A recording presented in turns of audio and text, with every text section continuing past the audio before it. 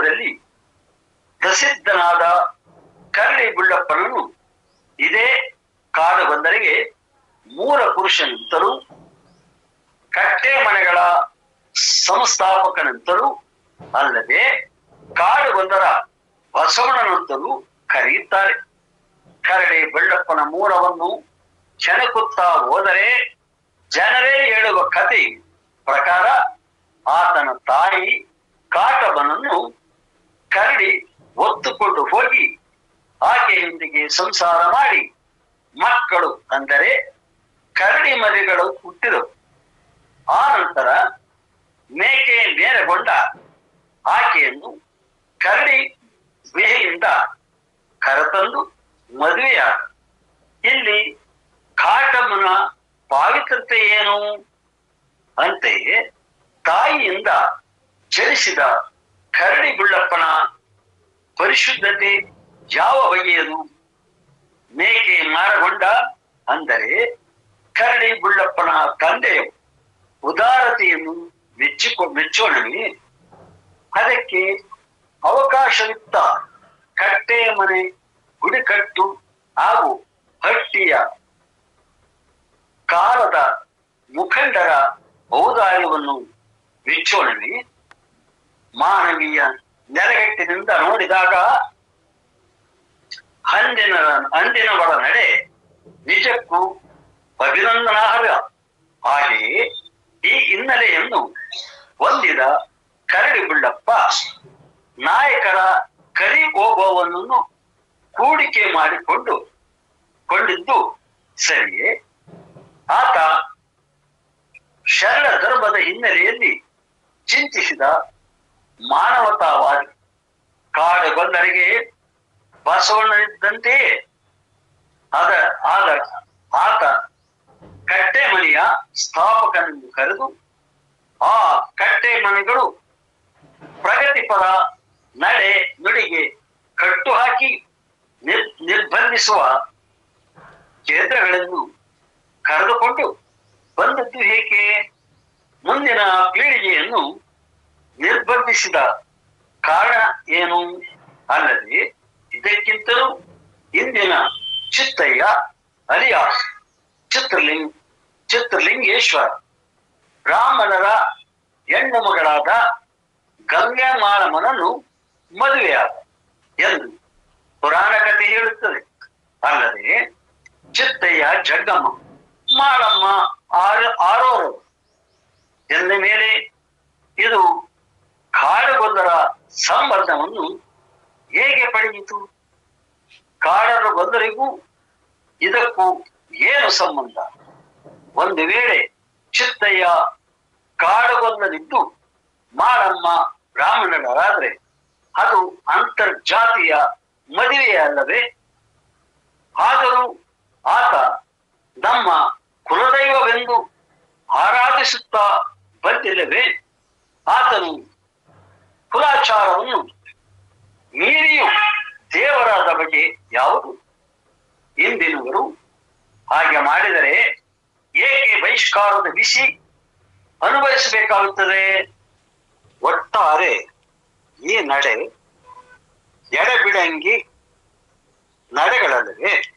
ಇಂತಹ ಎಡೆಬಿಡಂಗಿ ತನವನ್ನು ಕಂಡು ಕಾಣದಂತೆ ಕುಲಸ್ಥರಿಗೆ ನೋವಾಗುತ್ತದೆ, ಅವರ ಭಾವನೆಗೆ ಧಕ್ಕೆ ಆಗುತ್ತದೆ ಮುಂತಾದ ಕಾರಣಗಳನ್ನು ಕಲ್ಪಿಸಿಕೊಂಡು ವಿದ್ಯಾವಂತರು ಪ್ರಗತಿಪರರು ಸುಮ್ಮನಿರಬಹುದು.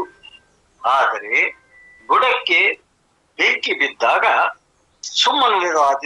ಸುಮ್ಮನಿರಲಾದೀತೆ ಬಹಿಷ್ಕಾರದ ಬಿಸಿಯಲ್ಲಿ ಸುಟ್ಟುಕೊಂಡು ಬಾಯಿ ಮುಚ್ಚಿಕೊಂಡರಿಲಾದೀತೆ ಅಂತವರು ಮಾತನಾಡಲೇಬೇಕಾಗುತ್ತದೆ. ಸಮುದಾಯದ ಎಡಬಿಡಂಗಿತನವನ್ನು ಪ್ರಶ್ನಿಸಲೇಬೇಕಾಗುತ್ತದೆ. ದೂರದಲ್ಲಿ ನಿಂತು ನೋಡುವವರಿಗೆ ಇದೆಲ್ಲ ಯಾಕೆ ಎನಿಸಬಹುದು. ಆದರೆ ನೊಂದವರ ನೋವು ನೊಂದವರಿಗಲ್ಲದೆ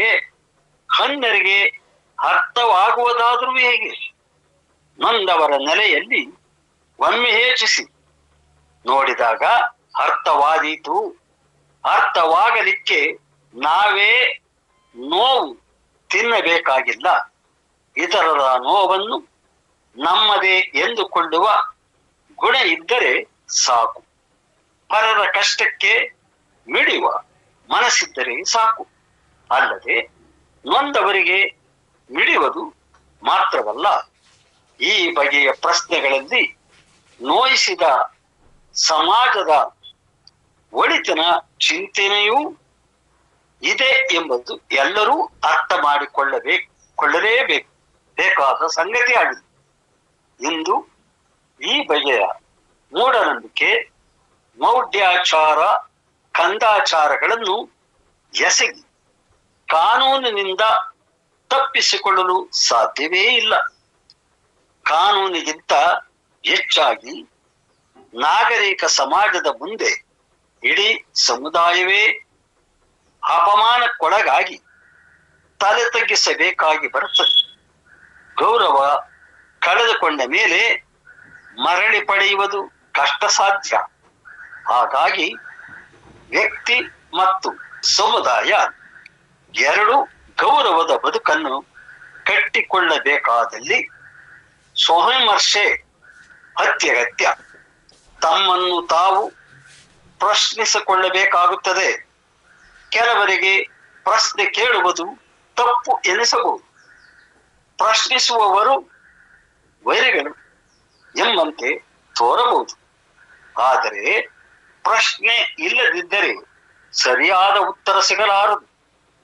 ಪ್ರಶ್ನಿಸಿಕೊಳ್ಳದಿದ್ದರೆ ಅಂತರಂಗ ಬಹಿರಂಗ ತಿಳಿಯದು, ಶುದ್ಧಿ ಸಿಗಲಾರದು, ಬುದ್ಧಿ ಬರೆಯಲಾರದು, ಸಿದ್ಧಿ ಸಾಧ್ಯವಾಗಲಾರದು. ಹಾಗಾಗಿ ಪ್ರಶ್ನೆಗಳಿಗೆ ಮುಖಾಮುಖಿ ಆಗುತ್ತಲೇ ಒಳವರಗನ್ನು ಅರಿಯಬೇಕಾದ ಅನಿವಾರ್ಯ ಪರಿಸ್ಥಿತಿಯಲ್ಲಿ ಇಂದು ಕಾಡುಗೊಲ್ಲ ಬುಡಕಟ್ಟು ಬಂಧುಗಳು ಇದ್ದಾರೆ ಎಂದರೆ ತಪ್ಪಾಗಲಾರದು. ಈ ನೆಲೆಯಲ್ಲಿ ಇಲ್ಲಿ ಶ್ರೀಯುತ GS ಮಲ್ಲಪ್ಪನವರು ಎತ್ತಿರುವ ಪ್ರಶ್ನೆಗಳಿಗೆ ಉತ್ತರ ಕಂಡುಕೊಳ್ಳಬೇಕಾಗಿದೆ. ಉನ್ನತ ಶಿಕ್ಷಣ ಪಡೆದು ಬುದ್ಧಿಜೀವಿಯಾಗಿ ಒಳ್ಳೆಯ ಉದ್ಯೋಗ, ಅಧಿಕಾರ, ಅಂತಸ್ತು ಪಡೆದು ಮಲ್ಲಪ್ಪನವರಂತವರಿಗೆ ಸ್ವತಃ ಬಹಿಷ್ಕಾರದ ಬಿಸಿ ತಟ್ಟಿದೆ. ಸಮುದಾಯದ ಎಡಬಿಡಂಗಿ ನಿಲುವಿಗೆ ಇವರು ತತ್ತರಿಸಿದ್ದಾರೆ, ನೊಂದಿದ್ದಾರೆ. ಆದರೆ ಶಿಕ್ಷಣವಿಲ್ಲದ ಬಾಯಿ ಇಲ್ಲದೆ, ಬಲವಿಲ್ಲದೆ ಇತರರು ನೊಂದು ಸುಮ್ಮನಿದ್ದು ಕೆಟ್ಟವರ ಹಟ್ಟಿಗೆ ಸೇರಿದಂತೆ ಇವರು ಇರಲಾದೀತೆ. ಸಮುದಾಯದಲ್ಲಿ ಎಂತಹ ಅನೀತಿ, ಮೌಢ್ಯ, ಜಡತ್ವ ಆವರಿಸಿಕೊಂಡಿದೆ ಎಂಬುದಕ್ಕೆ ಇಂದು ರಾಜ್ಯಾದ್ಯಂತ ಕಾಣುವ 50ಕ್ಕೂ ಹೆಚ್ಚು ಕೆಟ್ಟ ಗೊಲ್ಲರ ಹಟ್ಟಿಗಳು ಸಾಕ್ಷಿಯಾಗಿ ಉಳಿದಿವೆ. ಒಂದು ಘಟನೆಯನ್ನು ನಾನು ಇಲ್ಲಿ ಹಂಚಿಕೊಳ್ಳಲೇಬೇಕು ಎನಿಸುತ್ತದೆ. ಕಾಡುಗೊಲ್ಲರ ಬಗೆಗೆ ಸಂಶೋಧನೆ ಕೈಗೊಂಡು ನಾನು ಮಾಗಡಿ ತಾಲೂಕಿನ ಒಂದು ಕೆಟ್ಟಾರ ಗೊಲ್ಲರ ಹಟ್ಟಿಗೆ ಹೋಗಿದ್ದೆ. ಅಲ್ಲಿ ಒಬ್ಬ ಹಿರಿಯರನ್ನು ಸಂದರ್ಶಿಸತೊಡಗಿದೆ.